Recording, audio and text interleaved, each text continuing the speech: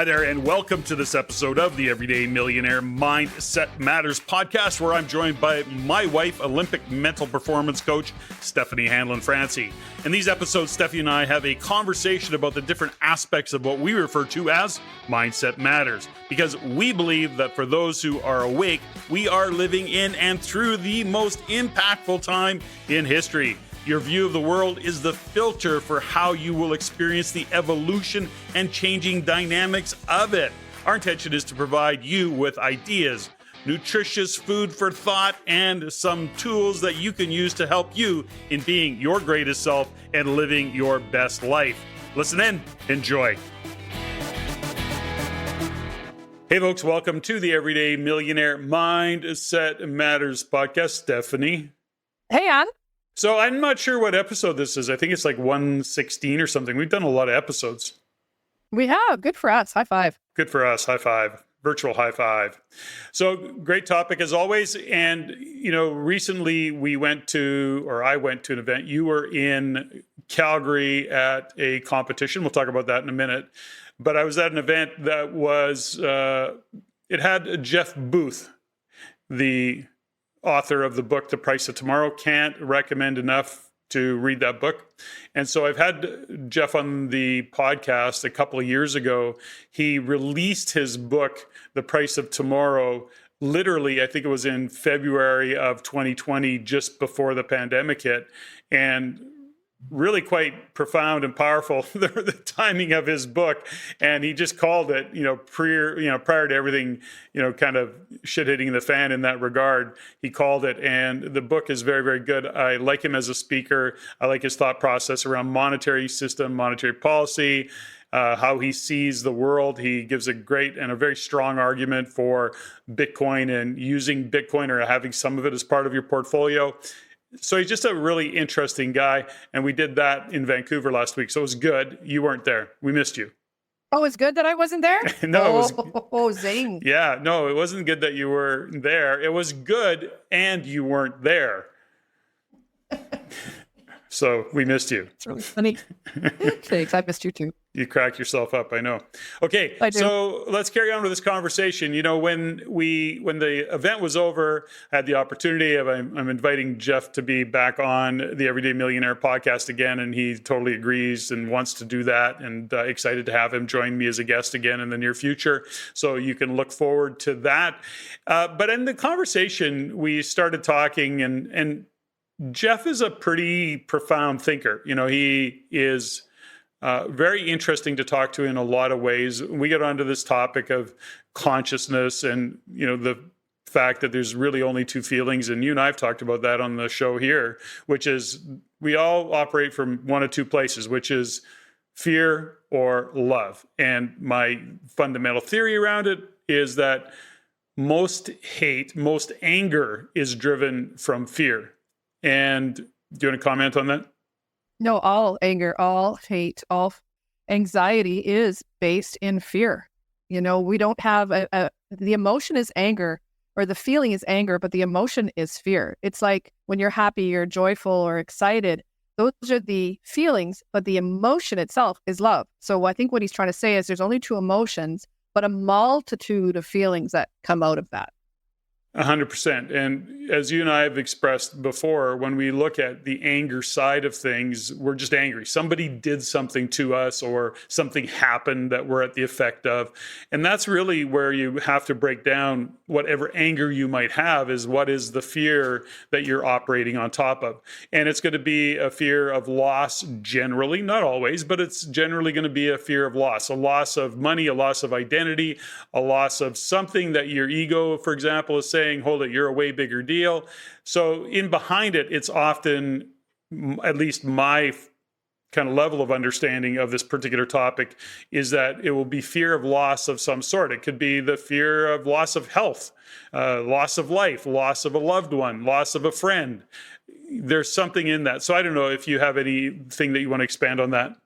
Well, it's really prevalent right now is that even talking to people, whether it's friends, clients, listening to, I don't listen to mainstream media, but listening to different conversations, they seem to be weighing heavy on the negative side, which I think leads to a lot of victim mentality and victim mindset And if you can help people shift and at least get to neutral, for example, at least get to neutral, talking about what is, talking about solutions, talking about opportunities. But right now it's very heavy and very attractive and a little bit addictive, I think, for people to start talking about all the things that are going wrong, how angry they are, what has been done to me, what's happening in the government and the politics and, the evil neighbors that are doing things to you. It's a lot harder to shift that into neutral and then try to come into a place of love, which is about talking about what is going on, what is opportunity, what is success, what is. And when you talk about what is and about talking about creating from that place, you're talking about co-creating with yourself, with each other, with your higher power. And I think it's a lot more encouraging, a lot more inspiring, but there is a way that we can talk about the negativity without creating a victim mentality. Well, and this is where that goes in the world of fear and love. We see people and we know people that are really victim. That's kind of how they operate. Now, we can talk about that in a moment, but we're all guilty of victimness, and that doesn't necessarily resonate in terms of what we would, I guess, I don't know if the word traditionally or often think about as a victim is that, oh, woe is me, poor me, something's happened to me. That is the obvious victim side of things. But and let's break down the victim, because that was the next part of it. When we talked about love and fear, his comment was really kind of along the lines of what we've talked about in the past. But his basic comment was, the thing about victims is that what they're seeking is love. And when they, at some point in their life, they had something happen to them, they were the victim of something, they showed up as that victim, and people rushed in to help them.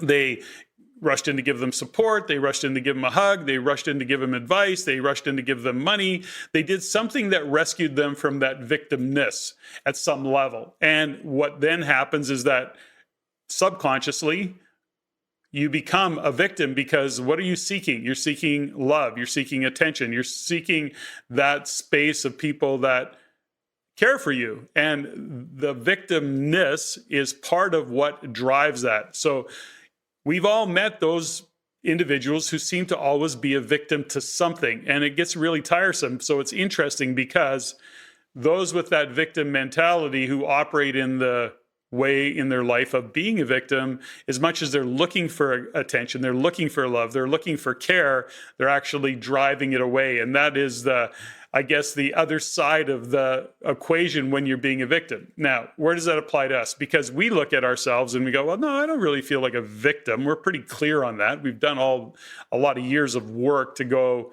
our life is a reflection of us. But when you think about how we complain, and I complain about politics. Speak for yourself. Well, I complain. Speak for yourself, buddy. You complain. So you complain to me, but I love you. So then there's this thing where we start to complain. And when you look at it, complaining, it comes out, it can be as a victim. So in other words, what are you complaining about? Are you looking for a solution, or are you just complaining, which then puts you in the victim, which then ultimately subconsciously, what are you really looking for? You're looking for somebody to go, oh, you poor person. I got you. Come here, I'll give you a hug. Let me solve the problem for you. Whatever we're looking for, that is in the complaining, which is related to victimness. That's just my theory on it. Maybe I'm just speaking for myself. What's your thoughts? That's a lot of words, but the truth is, I do have a way of creating and framing when there is a need to identify something that's not working. I call it clearing. It's not complaining, and it has a beginning, middle, and an end. If you're clearing, you have to create the format and say, is it okay that I clear something with you? And then I say yes or no. And if I'm ready to handle it, whether it's a friend or a family member or a client, of course, if it's a client, I always say yes. But I also teach them how to come to the conclusion where they're responsible for it, or how to come to neutral. Think about it. There's also a line that I learned from an old friend of mine, a very wealthy woman, and she was so much fun to be around. And it's like the more money they had, the bigger their problems were. And it was really quite interesting for me. And one of the things she always said to me when she was clearing, she said, I'm not complaining, I'm just explaining. Mm-hmm. And I went, oh, okay. So there is a difference in the intention of when you're clearing, complaining, explaining, or creating context for something. It's when it shifts the line over to the victim, I can always sense it. And that's what kind of turns me off. It's what repels me away from people. It's not like I don't want to help them, but when they're complaining to the point where they're not willing to stop and look at themselves or try to find solutions and opportunities in that particular scenario, then I really have to put a hard stop on it. Well, it's interesting that I often, and anybody who has worked with me closely and, key team members, they know how I process, and I actually have to process out loud. For me, that's what works. So what can seem like a big problem and or complaining really isn't. It's me vocalizing what's going on in my head so that I can get to a conclusion. I'm always looking for my own solution. And unless I'm not, which I then say, here's what I'm seeing. How do we solve this? But sometimes I just have to be able to clear it using the language that you are, which is to say, I'm going to express it out loud and I'm going to create the space to do that. And having said that, I've also created the team that knows how I do that. They're similar, by the way. It's not like I've got this unique way of doing anything. It's just that for me, that's how my process is. Others, write it down or have to map it out, and I do some of that as well. So going back to what Jeff really was talking about in the context of we operate from fear or love, often we have to consider that when we're being angry, what is our fear? It's helpful to get to that, I think, is to stop and say, okay, you've done something to me, but what can collapse that is what is the fear that you're operating on top of that is actually driving the anger. That's my thoughts on that. That's often how I have to process it. I don't know if that's useful to somebody listening, but what's your thoughts? Well, I think it's very useful because, some people will really feel a lot of relief in journaling and getting it all out, just dumping on a piece of paper, ripping it up, burning it, in a porcelain or stainless steel sink, not in your living room, but getting it out and letting it go and releasing that, because it holds so much energy when you are really experiencing something quite devastating, damaging to your health, to your reputation, to your lifestyle, to wherever. It's real. It can feel so big and so real. So how do you shift it? Well, sometimes it's very difficult. We don't have the tools. Many of us don't have the tools to shift it by ourselves, to get to neutral or to get to somehow on the other side so we can start to see a little bit clearer. So when you're talking about love and fear, there really is only two emotions. If that's the case, when you get to the fear side of it and you have the tools and you have maybe the mental capacity and the conscious awareness, is to ask yourself, so here's what's going on. What am I afraid of? What am I truly, truly afraid of? Because when you're in that negativity, the anger, the fear of loss, it can show up. And I will say it like you're seeing red.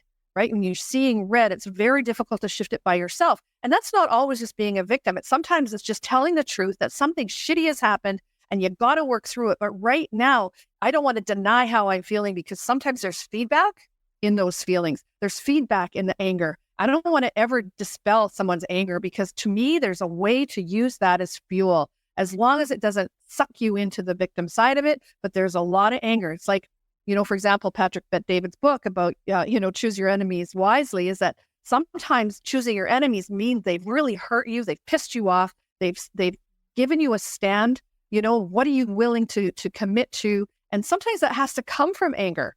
But if it doesn't get reframed and how you can transmute it, transform it into something neutral so that it can get to the positive side and action, and, whether it's you write a book or whether you are going to take a stand for people that are less fortunate or whatever it is, there's magic and there is some feedback in the anger. So I'm not saying to dump it out and just let it go and forget about it, but there are sometimes some pretty cool clues in it. Well, I think you make a great point, which is when you start about managing anger, or it's okay to be pissed off. Sometimes you need to be pissed off. Back to the book that Patrick Bet-David wrote on Choose Your Enemies Wisely, that is part of what will inspire people sometimes. Is I'm pissed off. I'm going to show you. You took advantage of me 5 years ago, and I'm going to make you eat your words. Whatever that is, as long as you're aware of it, knowing that, listen, if you're being vengeful, then that's a real negative kind of way to approach it. If you want to prove something to somebody, perfect. If you want to be pissed off about it, then be pissed off about it. Express yourself. But knowing and doing it consciously is way different than being reactive to it. This goes back to the conversations in sports where, the coach walks in, he's got to get a message to his team. They're not hearing him. He walks in, he kicks the garbage can across the room. He's pissed off. He's showing his anger. That's a very calculated move on coaches' parts. And I'm not suggesting that they still do that. I think there probably is old school where they will do that for sure. But again, it's very calculated. It's consciously doing that as opposed to being reactive and not really acknowledging what's going on behind it all. That's, fundamentally it. And hold it, before I move on, is there anything you want to add to that before I move on a little bit? Yeah, just that anger is completely misunderstood right now in the 2020s. Because honestly, if we don't have a clear view on what's pissing us off and what's angry, and we suppress that, that's also the root of disease. So, hey, another podcast, but I don't want to step over the fact that healthy anger and being able to fuel it and redirect it into something powerful is really important. Don't suppress your anger. Well, I think there's, that's a really great point. And, right now I'm pissed off about a lot of things, especially when we look at the global macro, what's happening in terms of the politics, the government, whether it's our Canadian government, whether it's US, I don't care. I'm watching this whole thing unfold because sadly I'm in it. I actually do the research into it. I don't follow mainstream media. I'm not interested in it. It's all talking heads that are reading some kind of script. It's all bullshit. That pisses me off.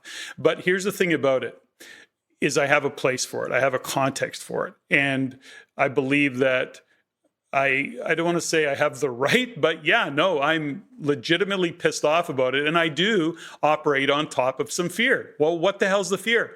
The fear is that we're going down this path driven by political agendas, by politicians' agendas that I have no control over.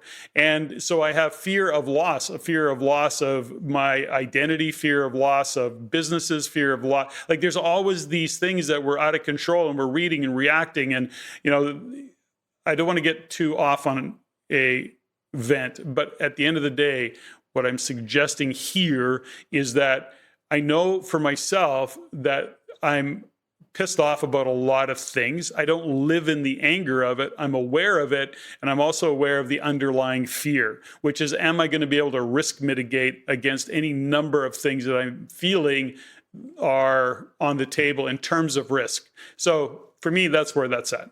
I just wanted to kind of say that out loud. Yeah, thanks for that. You take an overabundance of fear and then you compress it with the media, you compress it with what's going on in society, and then you're dividing people with family and color and race and gender and all that stuff. Of course, there's going to be all this fear. So it's a confused mind always says no. So if you're not going to move through your confusion or have a context or a place to have that, then you're going to be controlled. And that's just really sad right now. I'm seeing it all over the place. So anyway, let's move on to the next part. But if we want to dig into that, we can do it on another podcast. Well, we can. But I think there's something to be said about all of this, which is that this is happening. We're seeing it because of what we do and who we connect with and the people that are in our lives. We see it. It's a big deal for a lot of people. It's actually shutting people down. They don't know where to go. They don't know what to do. They're angry for a lot of reasons, but they're not actually being aware of their anger and getting to the underlying and even stating out loud, what is the fear? Now, we go back to the practice of being a Stoic, the practice of Stoicism, which is to say, what can I control?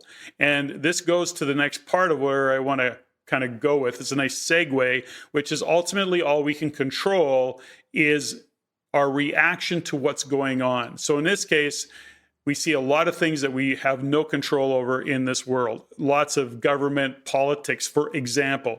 We have a lot of things that are just happening in general economically, which then drives a lot of fear. We can't control any of those things. All we can control is our response to it and try and manage our emotions, try and manage our intellect. So this is the segue into a quote that I wish I could give it credit to, but I researched it. I don't know who came up with this quote. I don't even know where I heard it. I don't own it, although I use it a lot, which is this. It's not the weight we carry that breaks us down. It's the way we carry the weight. And the weight I'm referring to here is the emotional, intellectual, spiritual weight, not so much the physical, although that can be part of it. This is the weight we carry in the concern, in the emotional worry, in the anxiety, the weight we carry of the challenges, the responsibilities, the accountabilities. So it's not that which breaks us down. It's the way we carry it. It's the way we buy into that emotional, intellectual aspect of how the weight, we take life very seriously. And there's a part of it where we have to go back to, don't sweat the small stuff, and it's all small stuff. So that's kind of an opening for you in terms of when you think about how you see your clients, how you see me carry weight, how we self-assess and how we carry weight. What's your thoughts on that particular quote? I think it's a good one, and it's a good reminder. I love that quote. And I think the first time I heard it was with Wayne Dyer. It was a version of that. And I think over the years, you've added, it's not the weight you carry that breaks us down. It's the way you carry the weight. And I think not just physical weight, but when you're carrying, whether it's a fear of judgment or you're losing something or you're carrying something so heavily, I can see it in people's bodies. I can see it in their faces. You can see how their faces come down and the gravity and their shoulders punch over. So there is a physical reaction to how we carry weight. Now, carry the weight of the world, for example. So you say, yes, it's our reactions that we can control. But if we don't have that awareness and that moment, that 5-second rule, to Mel Robbins' point, where you can just breathe for 5 seconds, count down, 5, 4, 3, 2, 1, and maybe take a breath. It's not just the reaction, it's also the perspective. And that's the piece that I like to add to it is, okay, well, what if I just look at it from over here? What if I look at it from up above as if it's somebody else and it's just on a screen? Or how can I called you from Calgary this week at Nationals, and I was really, really upset and in a charge about something.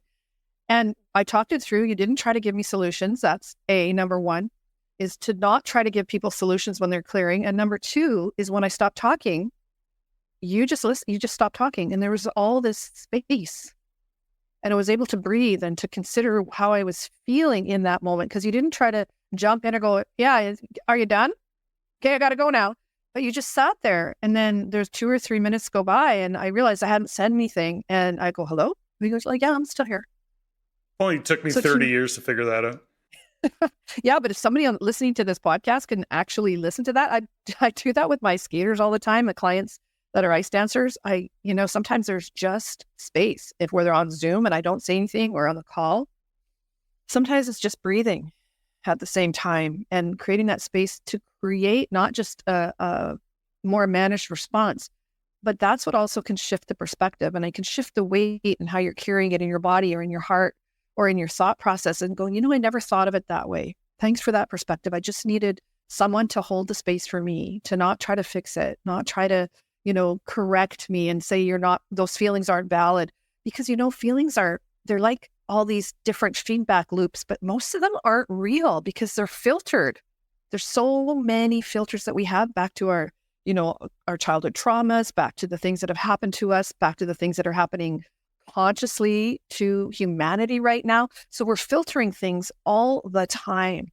So sometimes we just need that person to sit on the other end of the phone or on the couch and just hold space. No judgment, no corrections. Well, I think, yeah. And that's I guess a strategy or a tactic to kind of get through some things. But, for me, we go back one, which is first, be the observer of your thoughts. Understand that first and foremost, none of what you're telling yourself is real. I mean, it is real for you, but how are you carrying the weight? So if you start to ask yourself that question, let's give a kind of a stronger context. You can be upside down $100,000. You have a bill to pay tomorrow with $100,000. For $100,000, you don't have the money. It's been eating at you for however long, and it's very real. And that can cause a lot of anxiety, a lot of angst, a lot of challenges, and that can really shut you down. It can piss you off. It can melt you down. It can be very emotional. It can be like anxiety. Now, it's a mental game, which is to say, okay, well, let's just pull back from that. Tomorrow, you got to write the check for $100,000. You don't have the money. So whether you have the money or sorry, and you can be pissed off about it and you still owe the money. You can have a lot of anxiety and you still owe the money. You can be in a space where you're shutting down, you're shutting other people down, you still owe the money. Or you can go, okay, I don't have the money. I got to let that go. I'll deal with it when it shows up tomorrow and let the chips fall where they may fall. You still owe the money. Do you follow what I'm saying? Is there has to be a place where the mental game is, it just is what it is. I'm doing the best I can and I'll deal with it the best I can. And, do you follow what I'm saying? And I'm not suggesting for a minute that's easy. Not even for the slightest minute. And I go through different phases of stuff when it shows up for me. But the point is, and the first thing to do is to step back from it and go, okay, it is what it is. I've done everything I can. I'm not going to let it ruin all parts of my emotion, my intellect, and or let it weigh on my kids because I'm being an asshole, as an example. Yeah, you come home and kick the dog, so to speak. Mm-hmm. The sad part and the scary part about that is I believe that's where we're really doing a disservice, whether it's in the coaching field or in the education field, and we're not teaching kids how to manage adversity. We're not teaching that adversity is where the feedback is. We are building our resilience by going through adversity and having the tools and the skills. And if we don't have the tools and the skills, what happens is we then start to become victims on another level. The saddest part is I'm seeing now is suicide, the attempts at suicides, the people feeling like they've got no hope. And again, spiking because we're not teaching that adversity where the tools are. Where's the clue in the adversity so I say to my clients all the time, the solution is in the adversity. The solution's in the problem. Mm-hmm. But if we're going to step over and deny that there's a problem, we can't discover what the solutions are. I think it's some of the things that piss you off sometimes about me when I start asking questions about things. If we're working through things, I'm not asking to judge or find solutions. I'm asking because there's clues in the problem, always. But that takes, again, a mindset of, whether it's a mindset of being a champion or a growth mindset, however you want to frame it. But the solutions are always in the adversity. And if we are going to avoid or deny, and that builds up and builds up and builds up, becomes bigger than an incompletion, it becomes more drama than you can handle. You've delayed making a decision, which is a decision. And next thing you know, you've got this snowball that's rolled and rolled and rolled and rolled, and that you can't even, then you're under something. Think about the weight that you're under then. Mm-hmm. Well, I think that when we look at this overarching conversation, it goes back to a couple of things. When we look at the weight we carry, when we look at the fear and love, when we look at what we fear, this all comes back to, a fundamental understanding of ourselves, to be and have that awareness. What is interesting about all of this is, when we've done this body of work of self-discovery, self-development, personal, professional development, whatever you want to call it, for many, many years. And, even for this podcast, I research thoughts and ideas, something that we have experience with and that we understand pretty well. I mean, we're always on this journey of discovery and learning more. Now, the reason I share that part of it is that in a recent, I was watching a bunch of different podcasts, listening and watching in different podcasts. One I came up with, who we really both appreciate, is Mel Robbins. And she was talking about her challenge to be happy. So when you look at Mel Robbins and her success and the money that she's gained and her, very successful podcast, she's got a lot of stuff going on, but she talks very openly about her challenges with being happy. And she comes up with some these are things to consider in being happy. My point is around all of it, as I listen to people like Mel, it could be Mel Robbins, it could be Tony Robbins, it could be any number of podcasters that we follow along. One of the messages that I always come back to is we are so busy thinking that our life should be easier. I look at Mel Robbins, I look at Tony Robbins, Mel Robbins, Tony Robbins.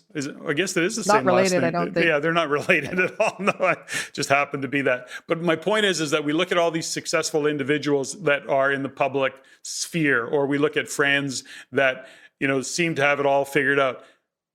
They all got shit going on. Everybody's got their stuff going on, their challenges, their worries, their concerns, their anxiety. Every single human being on this planet has some level of challenge. And yes, they make it look easy, or on the from the outside looking in, it's like, oh, they've got it all figured out. No, they don't. And it's really great because where I appreciate Mel Robbins and the work that she's pointing out, is she's saying, no, I'm a shit show. I got whatever her story is. She's got menopause and she's got all these challenges going on. And she's like really having conversations that regardless of my success financially and in my business, I got all sorts of stuff that are really challenging me, and I'm a shit show. Like, she's great that way. And I was reminded in her search for being happy how a lot of what she said resonated with me because of how I get into my own head, my own intellect. And the point of it is that life isn't really intended to be easy. As a matter of fact, in order to have growth in our life, we have to face challenges. We have to get through those challenges. Those are the tests that help us grow. Now, there are certainly people, they're probably not listening to this podcast, who aren't interested in growing. They're interested in protecting their life and keeping it exactly the way it is. You and I aren't designed that way. And I think many who are listening to our podcast aren't designed that way. So a little long-winded, but I think that I want to finish as we wind this down in that whole conversation, that we have to really consider that our expectation of how life should be easier, how building a successful business, a successful career, making more money, all of those things, damn it should be easier. And it's not. And it stresses us out because it's not. None of it's easy. If it was easy, more people would do it. Mm-hmm. I mean, anything. Think about being an entrepreneur. I mean, you know, so many people that were forced out of their jobs or trying to create whatever's next in their life. Well, I'll just become an entrepreneur. That's got to be easier. Oh, yeah. Okay. Good luck with that. So none of it's easy. So if we just take easy and put it over here, you know, ease is different. You want to do it with ease or joy or peace, however that energy you want to put around it or the context you want to build. But let's just get rid of the fact that any of this is easy.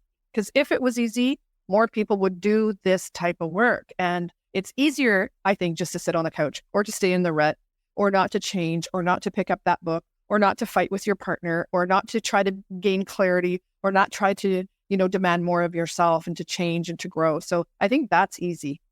I think I call that the paradox of being a champion. Do you remember years ago, I don't know where we got it from, but it was a phrase that we often would use in our own coaching, is that actually life is hard. And when you realize that life is hard, then life's easy. Exactly. You know, that's just the way it is. And so along the way, have fun along the way. So as we wind this down, you know, just a couple of recaps, you know, it's not the weight we carry that breaks us down. It's the way we carry the weight. When we looked at complaining, blaming, even gossip, by the way, and being a victim to whatever's happening in our life, it is probably based in the need or the desire or the gap that we may be feeling around love, support, connection. And if you can look at it that way, it may open up doors of conversation that weren't there or that you didn't want to enter before. Maybe you went into them with anger as opposed to going into them with this thought of love, that really all I'm looking for is for you to hear me, for you to say, got you, for you to say, that sucks, let me know if I can help, but not approach it from this place of feeling neglected and feeling angry or feeling like a victim because the world's happening to you. It's happening to everybody. It really is how we carry that weight. Steffany, any final words? No, just I'm happy to be home. Oh, yeah, we never even talked about you. You had a great weekend, great competition. You guys crushed it again. I don't know. It's almost like, you know, we come to expect it from you guys. Thanks. No pressure there. No, you know what's really cool? Pressure there. If I can be Life is so easy for you. Isn't it? Just go crush it. Podium all your athletes, you know. Wow. You know what? I think I appreciate you saying that, but at the same time, what it does show me is just how much work the athletes are willing to do that we're working with right now. You know, Mary-France Dubray, Patrice Lauzon, Robin Hagenauer. I just have to give a shout out to my team with the Ice Academy Montreal and the team behind the team, because we have our teams And, if I wasn't supported the way that I am when I go on these competitions, I don't know if I would be as, well, I probably would be, but I don't know if I would be as brilliant. Mm-hmm. Well, listen, if you're going to be the best in the world at what you do, you got to work at it. You got to make sure that you are clear on your thought processes. You got to do the work. Steffany, thank you. That was fun. Ladies and gentlemen, thank you for listening. If you found value in the podcast, please take the time to rate and review and share with others. Share with your friends. As it is my goal to always improve and to provide the highest value for you, the listener. If you have any comments, suggestions, or questions you'd like answered, please email me at ceo@reincanada.com. That's ceo@reincanada.com. I look forward to hearing from you. And until next time, Patrick out.